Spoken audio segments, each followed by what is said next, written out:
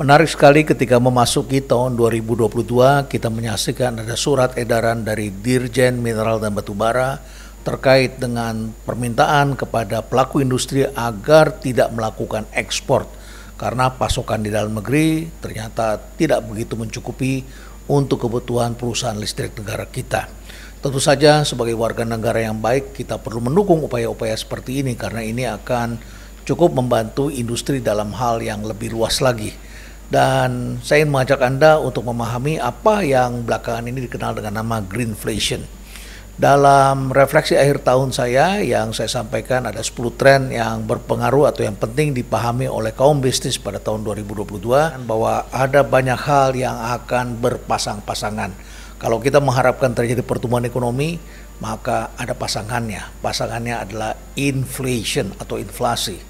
Dan semua pelaku usaha selalu lebih takut kepada inflasi ketimbang pada devaluasi. Oleh karena itu maka kita perlu sangat berhati-hati karena inflasi pada bidang energi ini berdampak sangat luas kemana-mana. Dan apa yang terjadi di banyak negara sekarang sudah terjadi. Consumer Price Index atau CPI mengalami peningkatan yang luar biasa. Jadi ada growth tetapi juga ada inflasi. Dan kita menyaksikan pandemi ini GDP mengalami penurunan di setiap negara. Tapi setelah itu konsumsi kemudian kembali meningkat. Nah ketika kembali meningkat biasanya konsumsi energi juga mengalami peningkatan. Maka sudah pasti emisi karbon atau emisi CO2 ini juga kembali meningkat. Pasangannya juga ikut terbang ke atas yaitu inflasi.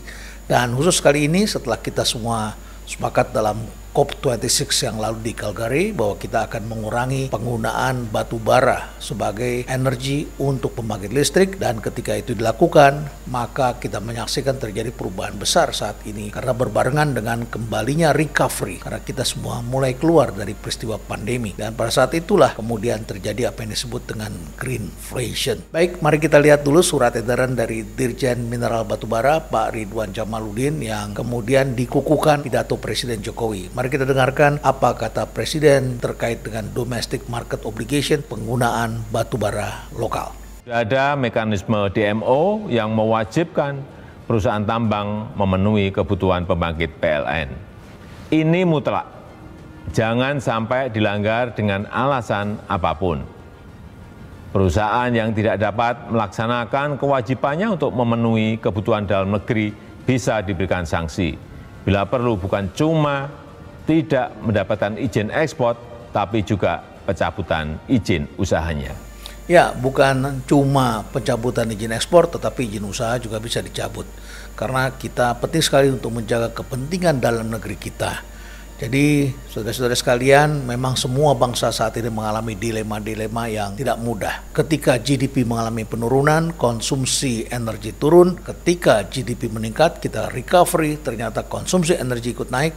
Dan kita baru saja sepakat untuk mengurangi emisi karbon CO2. Ternyata pertumbuhan ekonomi bangsa-bangsa pada tahun 2021 mengalami peningkatan yang besar sekali. Pada tahun sebelumnya, 2020, kita saksikan pertumbuhan ekonominya negatif sekitar 3,5%. Tapi kemudian tahun 2021 telah meningkat sekitar 6%. Jadi bisa dibayangkan dampak apa yang akan terjadi.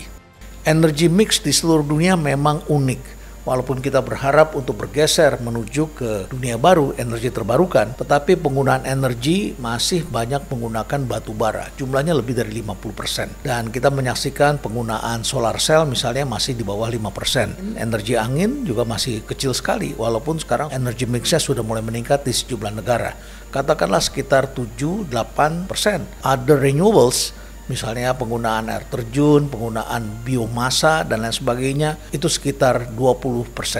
Jadi totalnya baru sekitar 27%, 28%.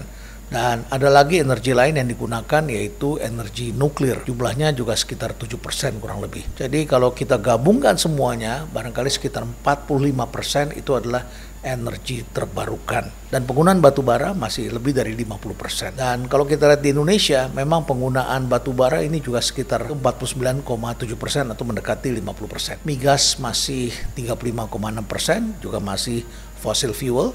dan yang renewable itu baru sekitar 14,6%. Hanya saja dalam COP26 yang lalu di Calgary, Presiden Joko Widodo mengatakan kita sepakat untuk mengurangi penggunaan batu bara dalam energy power plant kita yang totalnya sebesar 9,3 gigawatt sebelum tahun 2030. Untuk itu maka kita memerlukan funding support sekitar 48 miliar US dollar. Sebuah langkah yang tentu sangat strategis, sangat penting sekali. Tentu saja pengusaha-pengusaha batu bara tidak dengan serta-merta menerima kenyataan ini. Sejumlah negara tentu telah membuat rencana untuk tetap menggunakan batu bara. India misalnya telah merencanakan sepanjang tahun 2022 akan meningkatkan penggunaan batu bara sekitar 12%. Dan menyambut pertumbuhan ekonomi baru, Tiongkok itu telah merencanakan untuk meningkatkan sekitar 9%. Padahal pasokan batu bara telah jauh dikurangi sehingga Tiongkok mau tidak mau harus melakukan import besar-besaran dari negara lain termasuk dari Indonesia. Bersama dengan India, adalah dua market yang sangat penting bagi kita sebagai market ekspor batu bara kita. Amerika dan Eropa yang telah sepakat untuk mengurangi penggunaan batu bara ternyata juga tetap meningkatkannya.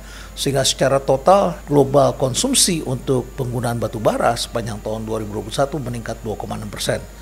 Dibandingkan dengan 2 tahun sebelumnya, maka ini adalah sebuah langkah kemajuan yang luar biasa sekali. Tahun 2020 penggunaan batu bara telah turun besar yaitu 5%, dan tahun 2019 turunnya juga sekitar 1,8%. Jadi 2 tahun itu harga batu bara memang agak cooling down, agak turun sedikit. Tapi tahun 2021 itu telah mengalami peningkatan. Oleh karena itu maka pengusaha batu bara lebih senang untuk ekspor karena harganya memang sangat menarik. Dan ketika bangsa-bangsa mulai menaruh perhatian terhadap isu climate change, yang terjadi adalah persoalan recovery ekonomi yang diimbangi dengan naiknya kebutuhan energi. Dan sementara energi terbarukan ini belum siap. Bagaimana greenflation ini bekerja? Jadi kurang lebih begini ceritanya.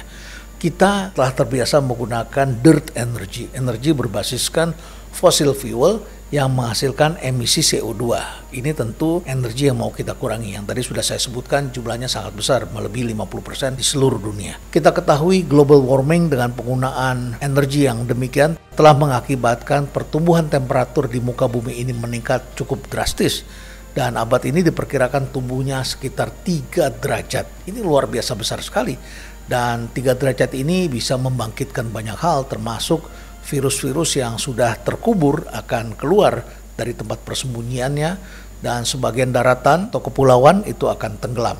Kepulauan Fiji, Kepulauan Maladewa, pesisir utara Pulau Jawa dan pulau-pulau lainnya di Indonesia, negara-negara tetangga di Asia Tenggara, di India, di Eropa Utara dan negara lainnya semua akan terancam untuk tenggelam. Tentu saja sebelum ini terjadi kita perlu mengambil langkah-langkah. Nah, greenflation itu terjadi ketika bangsa-bangsa mulai mengambil langkah untuk menurunkan penggunaan energi yang mengakibatkan emisi CO2. Katakanlah untuk memproduksi hasil-hasil tambang tertentu seperti aluminium, rare earth, copper, lithium dan lain sebagainya. Ini semua digunakan untuk menciptakan atau membantu memproduksi energi terbarukan. Untuk menghasilkan ini, kita memerlukan energi yang sekarang ada. Tapi karena investasinya dikurangi, supply-nya dikurangi, maka ini menjadi mahal. Investasinya pun kemudian berhenti, harganya menjadi naik. Sementara new energy ini belum tersedia. Nah, karena new energy ini belum tersedia, maka kebutuhan energi menjadi mahal. Inilah yang disebut sebagai greenflation, bukan semata-mata inflation. Penggunaan batu bara telah mengalami penurunan di sejumlah negara kalau terjadi secara alamiah dan tidak terjadi dampak-dampak perubahan yang tidak diprediksi sebelumnya. China dan India secara keseluruhan telah mengkonsumsi sekitar 65% penggunaan batu bara di seluruh dunia. Ditambah dengan Jepang, Korea, dan negara-negara Asia Tenggara termasuk Taiwan, jumlahnya menjadi sekitar 75%. Jadi memang pengguna terbesar ini ada di Asia. Salah satu pemasok terpenting itu adalah Indonesia. Jadi bisa dibayangkan kalau Indonesia mengirim untuk menyelamatkan negara-negara itu, sementara di dalam negeri sendiri kita mengalami kesulitan untuk mendapatkan batu bara. Di benua Eropa dan Amerika sendiri, penggunaan batu bara memang masih sangat besar, tetapi telah ada upaya-upaya karena mereka juga mengalami kesulitan. Walaupun tahun 2000 misalnya Amerika dan Eropa konsumsinya sekitar 37%. Tahun 2025 mereka merencanakan menjadi hanya 10%. Sama seperti kita merencanakan tahun 2030 kita akan mengurangi secara besar-besaran. Nah, banyak hal yang harus kita lakukan tentu saja. karena ternyata eksploitasi energi yang tidak ramah lingkungan ini tentu saja berhadapan langsung dengan kepentingan publik. Ada istilah baru yaitu ESG, Environment, Social, and Governance. Maka perusahaan-perusahaan tambang ini harus benar-benar aktif dalam program-program bina lingkungan, program sosialnya, dan juga governance-nya juga harus banyak diperbaiki. Tentu saja mereka akan berhadapan dengan tekanan-tekanan yang sangat besar. Tekanannya sangat besar, investasinya kemudian berkurang, kemudian sekarang terjadi permintaan sangat besar. Maka tekanan-tekanan ini sekarang kita rasakan begitu besar dan memerlukan kepemimpinan untuk melakukan perubahan. Apakah peningkatan harga dan kebutuhan batu bara ini akan mengalami peningkatan terus-menerus? Para ahli mengatakan ini hanya akan terjadi sampai tahun 2025.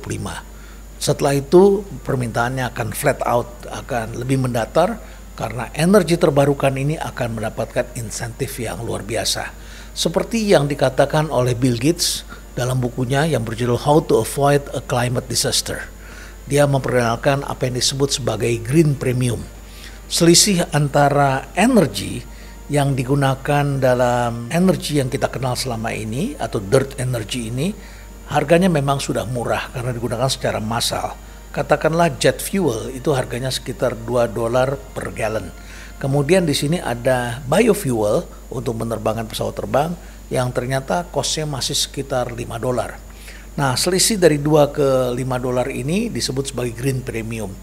Bill Gates mengatakan bahwa mengatasi masalah ini memang tidak mudah, tetapi kita bisa melakukannya dengan cara mengurangi produksi energi yang lama ini, sehingga berakibat harganya akan menjadi lebih mahal dan bisa berkompetisi dengan energi terbarukan.